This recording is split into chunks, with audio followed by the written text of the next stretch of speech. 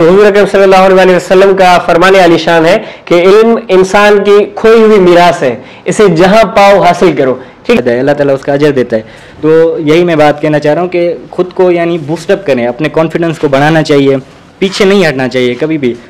दुनिया में तो बहुत से लोग हैं जो पैदा होते हैं, अपनी ज़िंदगियां जीते हैं और बगैर किसी मकसद के ऐसे ही मर जाते हैं, ठीक है, और फिर उनका नाम और निशान मिट जाता है। लेकिन सिर्फ 2% लोग ऐसे ही होते हैं जिन्हें बाद में याद रखा जाता है। अस्सलाम वालेकुम व्यूअर, आप देख रहे हैं इस वक्त यूट्यूब चैनल हरफन मौला। मैं हूं आपका मेज़बान मोहम्मद कासिम मलिक।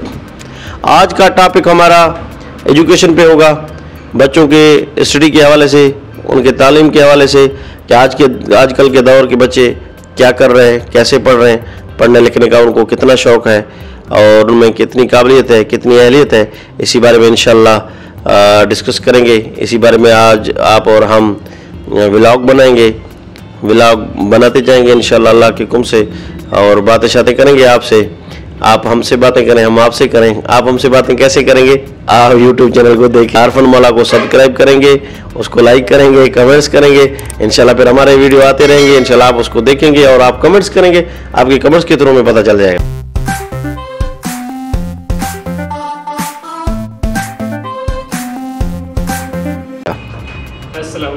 वालेकुम अस्सलाम मोहम्मद अवैस, क्या हाल है भाई? खुश ठीक ठाक? अच्छा, वाह असद बेटा क्या हाल है? खुश ठीक ठाक जी। दोस्तों आज तो सोने पे सुहागा हो गया। ये सबसे पहले मेरा बेटा है मोहम्मद अवैस मलिक। वालेकुम सलाम। ये आपको इसका तारीफ कराऊँ, मोहम्मद अवैस मलिक ये मेरा बेटा है। इसके साथ है इसका क्लास फेलो, ये भी ऐसे समझो मेरा भतीजा है, असद अली सुमरो साहब। तो ये दोनों आज आए हैं नौजवान। आज मेरा टॉपिक यही था, इसी में ये दोनों अगर आए हैं तो चलो इनसे ही पूछते हैं। आज का इलाका इन पे ही बनाते हैं, हम तो हरफन मौला बंदे बनाते रहते हैं। चलो कोई बात नहीं है, जिनसे पूछते हैं। हाँ असद थोड़ा मेरे तरफ आ जाए। अस्सलाम वालेकुम। वालेकुम सलाम। क्या हाल है बेटा? अल्हम्दुलिल्लाह ठीक, खैर से आप सुनाएं? ठीक है, तो वैसे ठीक है। कैसे चल रही है स्टडी आपका? अल्हम्दुलिल्लाह ठीक चल रही है, अभी तो स्टार्ट है फिलहाल। तो हम जैसा कि मैं मेडिकल का स्टूडेंट हूँ, अच्छा, तो अभी हमारी तैयारी जारी है, ठीक है, उसके लिए मेहनत कर रहे हैं, दिन रात पढ़ाई कर रहे हैं। बाकी अल्लाह मालिक के आगे, अल्लाह ताला आपको कामयाब करे। अच्छा, तो अभी आप इस टॉपिक पे, एजुकेशन के हवाले से आप किस टॉपिक पे बात करना चाहते हैं? स्टूडेंट आज की नई न्यू जनरेशन जो है, हमारे नौजवान बच्चे हैं, उनको कितना स्टडी से लगाव है, प्यार है, वो दिल जान से पढ़ते हैं, नहीं पढ़ते हैं? पहले तो कॉपी कल्चर का दौर था, आजकल तो वो ज़माना नहीं रहा। अल्हम्दुलिल्लाह आजकल पाकिस्तान में जो स्टडी है वो नंबर 1 पे है, और हमारे माशाल्लाह काबिल बच्चे हैं, पूरी दुनिया में उन्होंने अपना नाम कमाया है, मुल्क का नाम रोशन किया है। तो आप अपने जिस माहौल में आप रह रहे हैं, या जो आपके दोस्त हैं, वो उनका क्या पोजीशन है? मतलब स्टडी में कितना शौक है उन लोगों का, या वो क्या कर रहे हैं, या कैसे पढ़ रहे हैं, या कैसे उनको एडवाइस देंगे आप लोग नौजवानों को, क्या करें, कैसे स्टडी करें? जी जी बिल्कुल। वैसे तो जिन बच्चों को शौक़ होता है वो तो अपनी तालीम जारी रखते हैं और मेहनत भी करते रहते हैं।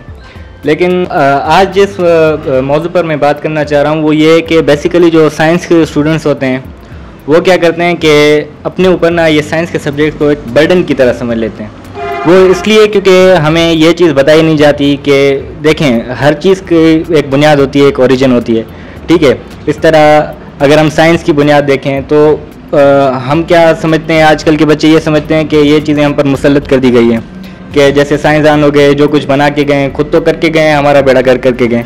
लेकिन ऐसी बात नहीं है। देखें, अगर हम खुद को उनके दौर में लेके चले जाएं, एक इमेजिनेशन अपनी बना लें कि हम उस दौर में चले गए, आज से 500 साल पहले चले गए, जहाँ कुछ भी नहीं था, ठीक है, कोई चीज़ भी नहीं थी। इवन हमारे पास आजकल जो आम सी मशीनें, माइक्रोस्कोप वगैरह हो गए, वो भी नहीं थे। तो उन्होंने क्या किए, अपने आइडियाज़ दिए, उन्होंने खुद को अपनी जो भी स्किल्स थी उन्होंने फुल एफर्ट की। तो इस तरह देखें कि आज हमारे पास बहुत सी चीज़ें हैं, ठीक है, जो हमें सहूलियात हैं, जो भी मुहैया की गई हैं, सारी साइंस की वजह से की गई है। ये हमारा अकल, शऊर, जो अल्लाह ताला ने इंसान को शऊर दिया है, एक अकल दिया, उसका इस्तेमाल करके उन्होंने ये चीज़ें बनाई हैं। देखें, अभी हमारे टीचर्स हैं, वो कहते हैं कि भाई आप आइडिया अपना बताया करें, और बच्चे क्या हो जाते हैं कि वो कंफ्यूज हो जाते हैं। एक बाउंड सिचुएशन उनके जहन में आ जाती है कि अगर ऐसी कोई बात मैंने कर दी कि दूसरे बच्चे हंसने पड़ जाएंगे, या मेरा कोई ऐसा आइडिया आ गया कि अभी बच्चे हंस रहे हैं, मतलब कि बच्चे खुल के अपनी राय का इज़हार नहीं करते, या अपने चॉइसेस नहीं करते कि मुझे किस सब्जेक्ट में पढ़ना चाहिए, जी बिल्कुल, किस शोबे में जाना चाहिए, या मेडिकल हो गया, इंजीनियरिंग हो गया, या मिसाल इसी तरीके से आप ये कहना चाहते हैं? इसी तरह मैं भी यही कहना चाह रहा हूँ, लेकिन जो बेसिक मेरा नुक्ता है ना वो साइंस की बुनियाद पर है। वो इसलिए कि देखें, आज से अगर हम 2500 साल पहले की बात करें, ठीक है, तो एक साइंसदान था जिसका नाम था, हमारे पास उसको डेमोक्रिटस कहा जाता है, ठीक है। वो साइंसदान था, उसने क्या किया कि उस वक्त उसने एक नुक्ता अपना पेश किया, एक नज़रिया, एक ख्याल पेश किया कि जो हमारे पास जो भी चीज़ें बनी हुई हैं वो एक छोटे से एक ज़र्रे से बनी हुई है, जिसको उसने एटम का नाम दे दिया। देखिए उस वक्त ना हमारे पास कोई ऐसी फैसिलिटी थी, ना माइक्रोस्कोप थी, लेकिन कुछ भी नहीं था, तो लोगों ने उसको पागल समझा। क्योंकि उसके साथ ही एक और हमारे पास ग्रेट फिलोसफर थे जिनका नाम था, हमारे पास एरिस्टोटल नाम था, उर्दू में जिसको अरस्तु कहा जाता है। तो वो एक बहुत ही बड़े उस वक्त फिलोसफर थे, लोग उनकी बात मानते थे, उस पर अमल करते थे। तो उसने एक अलग ही आइडिया दिया था कि विजन की बुनियाद पर, जिस तरह कि उसने कहा कि जो भी चीज़ें बनी हुई हैं वो हवा, पानी, आग और मिट्टी से बनी हुई हैं। तो लोगों ने देखा कि हाँ ये चीज़ें तो हैं हमारे पास, तो अरस्तु जो बात कर रहा है वो सही है, डेमोक्रिटस की गलत है। लेकिन देखिए उसने एक ख्याल पेश किया, उस ख्याल से क्या हुआ, मुख्तलिफ साइंसदान आए, ठीक है, मुख्तलिफ चीज़ें डिस्कवर हुई, और आखिर चाहे वो दुनिया में नहीं है लेकिन अभी भी उसका नाम है। क्यों? क्योंकि उसने एक जो ख्याल पेश किया था वो अभी भी वो बिल्कुल यानी एक किस्म का सही साबित हुआ, ठीक है। तो इसी तरह और सही साबित हुआ, उसके बाद और भी डिस्कवरीज हो रही हैं, उसके अंदर क्या क्या चीज़ें पाई जाती हैं। तो देखें ये एक ख्याल है। तो इस तरह अपने, जो मैं कहना चाह रहा हूँ कि अपने जो भी स्टूडेंट है, जो भी पढ़ते हैं, तो अपने ख्यालात का इजहार करें, ठीक है। आजकल का दौर जदीद है, उस वक्त उसका ख्याल इसलिए उस वक्त नहीं माना गया क्योंकि बहुत कदीम दौर था, कोई चीज़ें भी नहीं थी। आजकल जो भी आप सोचेंगे हो सकता है वो आपकी हयात ज़िंदगी में भी वो डिस्कवर हो जाएं आपके लिए। तो इसलिए मैं कहना चाह रहा हूँ कि जो भी स्टूडेंट है जो खुद को एक बाउंड समझते हैं या मुआशरे को देख के अपने आप को पीछे कर लेते हैं, उनको ये चीज़ें नहीं करनी चाहिए। क्योंकि एक आपका ख्याल जो उस वक्त लोग आप पे हंसेंगे भी, लेकिन वो हो सकता है कि वो कोई ऐसा कारनामा सरअंजाम दे, आगे जाके कोई ऐसा उससे कारनामा सरअंजाम हो जाए कि वो यानी ह्यूमैनिटी के लिए फ़ायदा बेनिफिशियल हो जाए। तो इससे बड़ी और क्या बात हो सकती है। इंसानियत का फ़ायदा, हमें दुनिया में भी फ़ायदा है, आखिरत में भी फ़ायदा है, अल्लाह ताला उसका अजर देता है। तो यही मैं बात कहना चाह रहा हूँ कि खुद को यानी बूस्टअप करें, अपने कॉन्फिडेंस को बढ़ाना चाहिए, पीछे नहीं हटना चाहिए कभी भी। साइंस के स्टूडेंट को एक मैं यही एक तजवीज़ पेश करना चाहता था। ज़बरदस्त जी। व्यूवर्स, ये थे असद अली सुमरो। अब मैं अपने बेटे मोहम्मद अवैस से पूछूंगा कि उसका पॉइंट ऑफ व्यू क्या है, वो क्या बताना चाहते हैं इस जनरेशन के नौजवानों को, या अपने क्लास फेलो दोस्तों को, या स्टूडेंट के लिए, कोई भी स्टूडेंट XYZ उनके लिए क्या पैगाम देना चाहते हैं, और वो खुद उसका क्या हॉबी है, क्या ख्याल है। अस्सलाम वालेकुम जी। इंट्रोडक्शन तो आप करा चुके हैं। मेरा नाम मोहम्मद अवैस है और मैं CSS का उम्मीदवार हूँ, इसकी तैयारी कर रहा हूँ। जैसे कि असद भाई बहुत सी बातें बता चुके हैं आजकल के दौर के बारे में और एजुकेशन के बारे में। इल्म के बारे में जब हम बात करते हैं तो सबसे पहले हमने अपने अंदर झांकना होता है कि हम क्या हैं, हम कौन हैं, हमने करना क्या है, हमारा मकसद क्या है, ठीक है। सबसे पहले तो हम लोग क्या हैं, इंसान हैं, उसके बाद मुसलमान हैं, और इस्लाम अल्हम्दुलिल्लाह हमारा मज़हब है, और ये वाहिद मज़हब है जो कि इंसान के तमाम जो ज़िंदगी के पहलू होते हैं उनका अहाता करता है। और इस्लाम का ही हुक्म है कि हर मुसलमान मर्द और औरत पर इल्म हासिल करना फ़र्ज़ है। तो इल्म की जो सबसे बड़ी अहमियत है वो तो हमें इसी बात से अंदाज़ा हो जाना चाहिए। इसके अलावा मुख्तलिफ जो फ़िलासफ़र्स हैं और दूसरे जो लोग हैं उन्होंने ये बताया हुआ है कि इल्म इंसान की तीसरी आँख है। तो तीसरी आँख का मतलब क्या होता है? इंसान के पास तो दो ही आँखें, जो उसके सर की आँखें हम कहते हैं, ठीक है, उनसे वो देख सकता है। लेकिन तीसरी आँख वो होती है जिससे आप किसी चीज़ की गहराई को माप सकते हैं, किसी चीज़ को जान सकते हैं। उसका पता आपको तब लगेगा जब आप खुद उस चीज़ की गहराई में घुसेंगे, ठीक है। जब किसी चीज़ को आप डिस्कवर करने की कोशिश करेंगे, जैसे भाई बता चुके हैं अल्हम्दुलिल्लाह वो एक अच्छी तैयारी कर रहे हैं, अल्लाह उन्हें कामयाब करे अपनी फील्ड में। उन्होंने मिसाल दी है डेमोक्रेटस की और अरस्तु की और दूसरे लोगों की। तो वो लोग कौन थे? वो डिफरेंट थे हम सब से।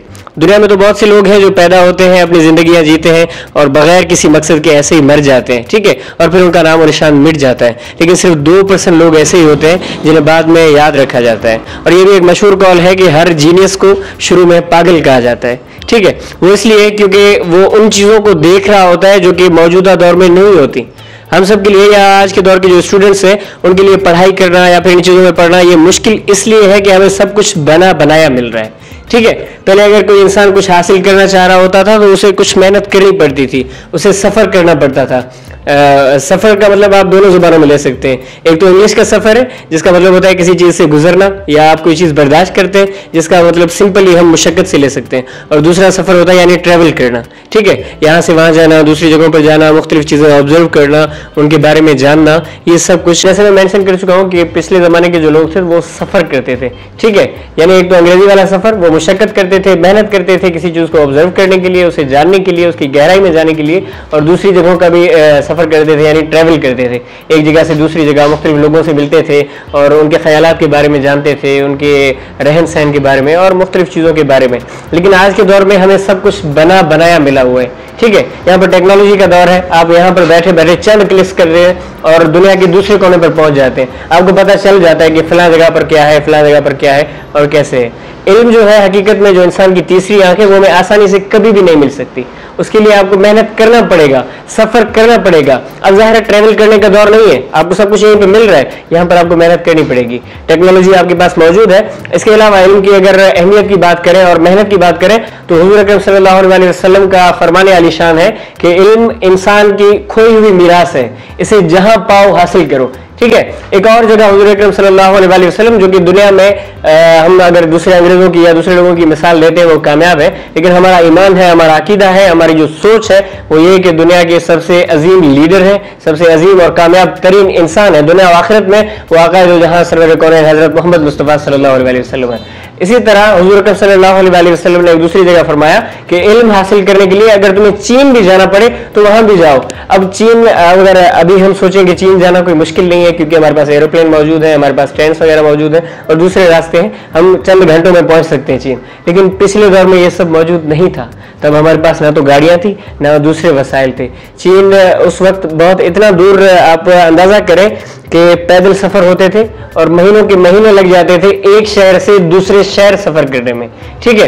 और चीन का अंदाजा तो इस बात से करें कि अरब अलग है और अजम अलग है, तो अरब से निकलकर चीन में जाना या दूर दराज इलाकों में जाना सफर करके, आप पैदल सफर करें, घोड़ों पर सफर करें, ऊँटों पर सफर करें और वहां पर सफर का सामान उठाना, फिर उन सब मामलात को मैनेज करना कितना मुश्किल था। तो हुज़ूर अकरम सल्लल्लाहु अलैहि वसल्लम के फरमान का असल मकसद जो मफहूम हम लेने की कोशिश करें तो वो ये था कि इल्म हासिल करने के लिए आपको जितनी बड़ी कुर्बानी देनी पड़े आप दे दें, जितनी ज्यादा मुश्किल उठानी पड़े आप उठा लें, लेकिन इल्म हासिल करें, क्योंकि इल्म जो है मोमिन की खोई हुई मीरास है, ये आपकी अपनी प्रॉपर्टी है, उसे आप जिस तरह चाहें हासिल करें और जहां से मिले हासिल करें। ये नहीं कहना कि वहां से मिल रहा है, वहां से वो लोग इल्म हासिल कर रहे हैं तो हमने नहीं लेना या इनका पॉइंट ऑफ व्यू अलग है। हाँ, आप सबको सुने, सबको जाने, हर एक का पॉइंट ऑफ व्यू आपकी नजर में होना चाहिए, लेकिन आपने क्या सोच रहा है वो फिर आपके दिल में होना चाहिए, आपके अपने अंदर होना चाहिए। वो कहते हैं ना कि सुनो सबकी, करो मन की, सबकी बातें सुने, उससे खुद तज्जिया लेके फिर एक चीज कंक्लूड करें और इसी पॉइंट ऑफ व्यू को लेकर चलें आप आगे, ठीक है। मेहनत करें, मेहनत के बगैर कुछ भी नहीं है। इल्म इंसान की तीसरी आंख है, तो इस तीसरी आंख को हासिल करने के लिए जितना आप आगे जा सकते हैं उतना जाएं। जी दोस्तों, तो आपने बच्चों के बातें सुनने के बाद अभी आप ही बता सकते हैं कि आज का हमारा व्लॉग टॉपिक कैसा हुआ। यकीन माने मुझे तो दिली तौर बहुत खुश हुआ अपने बच्चों को इस हालत में देख के कि उनके दिल में ये सोच है, फ़िक्र है और उन पे कॉन्फिडेंस लेवल जो है वो अल्हम्दुलिल्लाह ज़बरदस्त है। लेकिन आपको कैसे लगा आज का ये व्लॉग, जो स्टडी पे, जो एजुकेशन पे या अवेयरनेस पे या नॉलेज पे, जिस पे जो नाम दे आप, ये आपको कैसे लगा, ये फीडबैक आप मुझे देंगे तो इंशाल्लाह इस पर मैं मज़ीद वीडियो बनाऊँगा, मज़ीद व्लॉग बनाऊँगा। और ऐसे व्लॉग आप देखते रहना।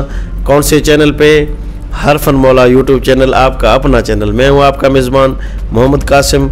मुझे दें आप इजाज़त। अल्लाह ताला हम सब का हामी व नासिर।